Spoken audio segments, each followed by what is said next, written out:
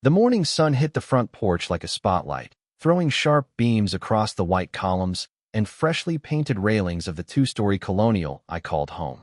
Our neighborhood was the kind of place that bragged about its award-winning community standards in glossy brochures. The kind of place where lawns looked like green carpets and neighbors waved like they were auditioning for a commercial. It was also the kind of place where the HOA thought they were God. I sipped my coffee, scanning the quiet cul-de-sac. Kids' bikes leaned against driveways, sprinklers hissed across manicured grass, and a couple walked their golden retriever past my mailbox. Everything looked perfect until I saw the envelope taped to my front door. Not slipped in the mailbox. Taped. Big, bold HOA logo stamped on the front like a warning sign. My jaw tightened. HOA notices were nothing new. They'd complained about my trash cans being visible for 12 minutes past pickup day, and once about the shade of blue on my shutters. But this one felt different. I tore it open. Final warning, non-compliance. Immediate action required. Failure to comply will result in enforcement. Below that, in red ink. Consider this your last chance. I crumpled the letter, heat crawling up my neck. Non-compliance? Last chance for what? My grass was trimmed, the paint was fresh, even the mailbox was HOA approved. Then my phone buzzed. Unknown number. Hello. A man's voice, deep and official sounding. This is Officer Daniels with the Greenway Estates Enforcement Division. We've received a report of continued violations at your property. We'll be stopping by this afternoon to discuss next steps. My stomach sank. Enforcement Division? Since when did an HOA have officers?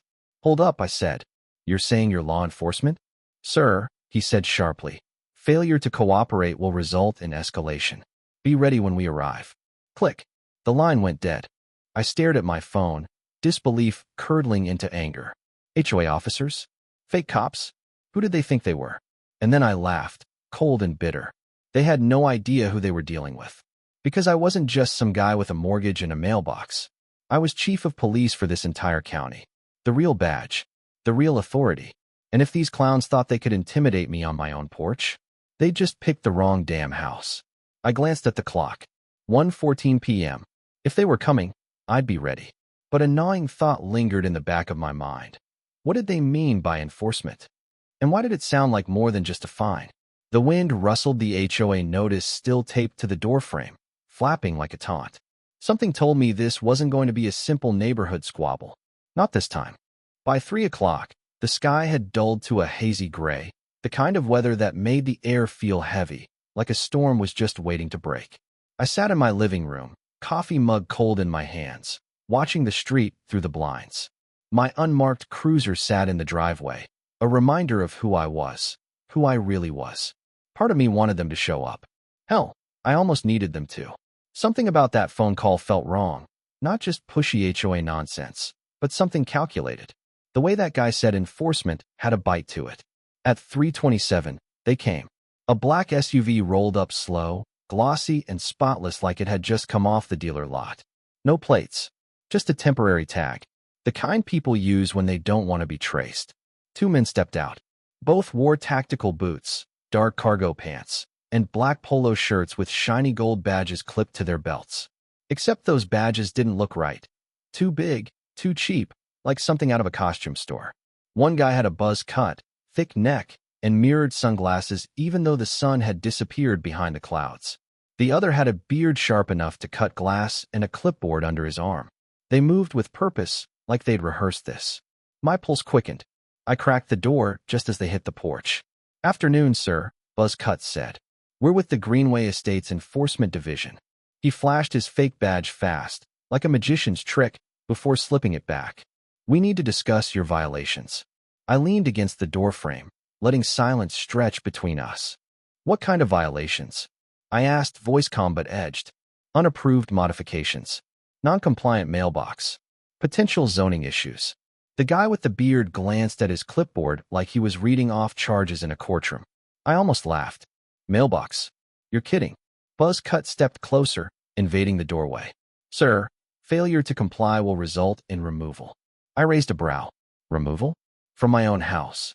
That's how this works, Beard said, his tone as dry as sandpaper. Something in his eyes, flat, dead calm, sent a warning bell clanging in my head. This wasn't about mailboxes or shutters.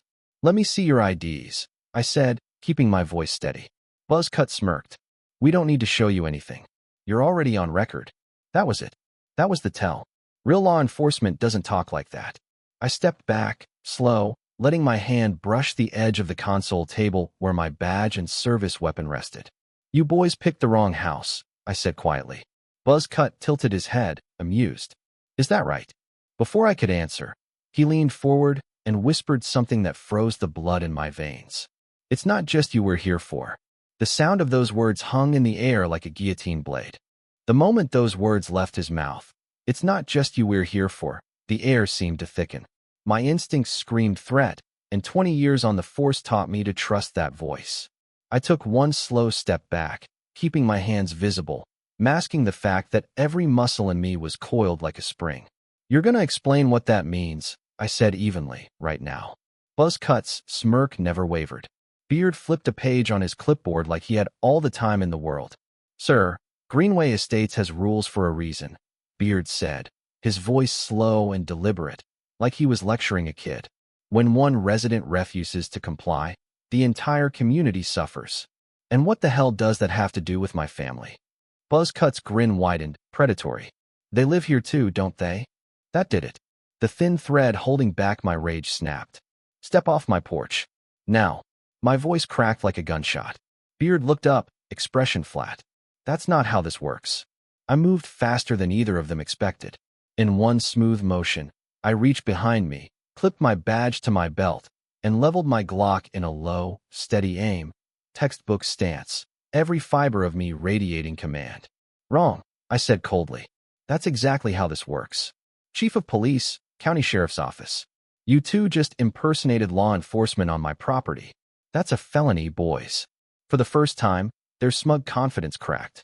Just a flicker, but I saw it. Buzzcut raised his hand slowly. Whoa, Chief.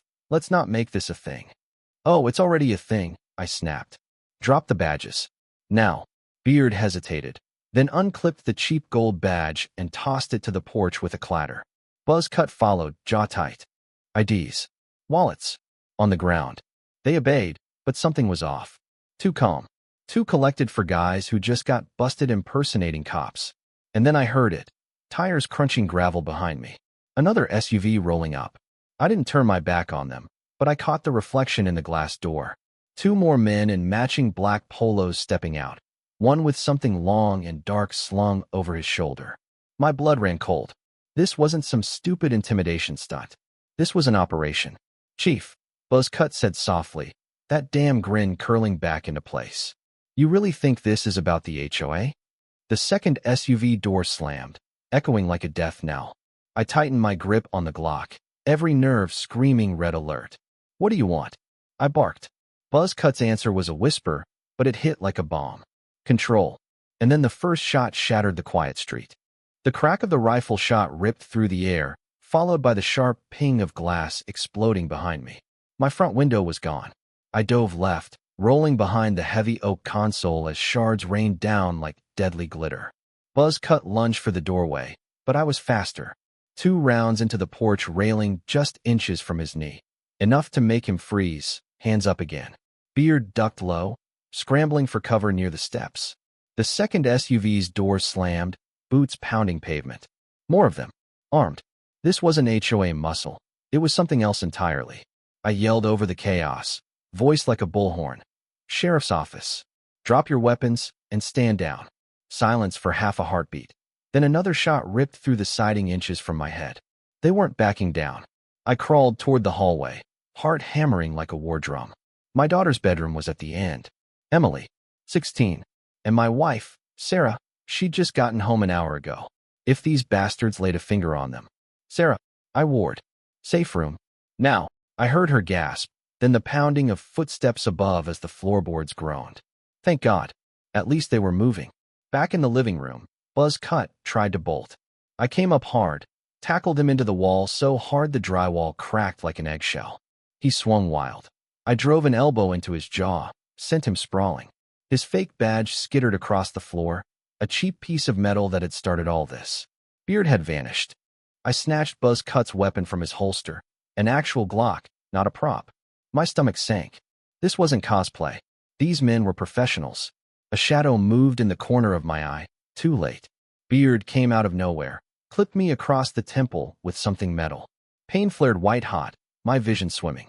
I staggered, but years of training kicked in. Blind strike, backward elbow, felt cartilage crunch. Beard went down choking on blood. "Chief," a voice shouted from outside. "You can't win this."